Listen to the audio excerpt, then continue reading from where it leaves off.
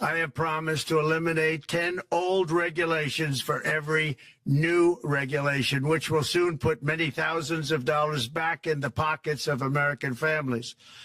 To further unleash our economy, our majorities in the House and Senate, which we also took along with the presidency, are going to pass the largest tax cut in American history, including massive tax cuts for workers and family, and big tax cuts for domestic producers and manufacturers. And we're working with the Democrats on getting an extension of the original Trump tax cuts, as you probably know, by just reading any paper.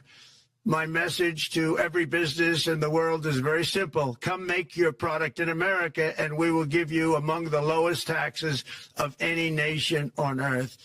We're bringing them down very substantially, even from the original Trump tax cuts.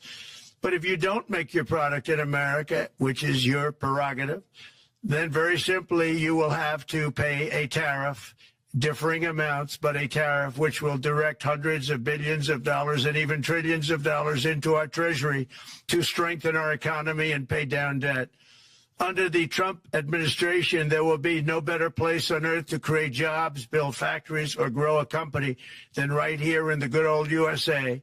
It's also reported today in the papers that Saudi Arabia will be investing at least $600 billion in America, but I'll be asking the Crown Prince, who's a fantastic guy, to round it out to around $1 trillion. I think they'll do that because we've been very good to them.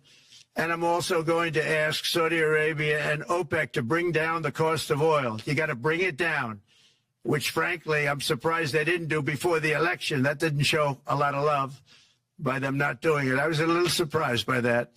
If the price came down, the Russia-Ukraine war would end immediately.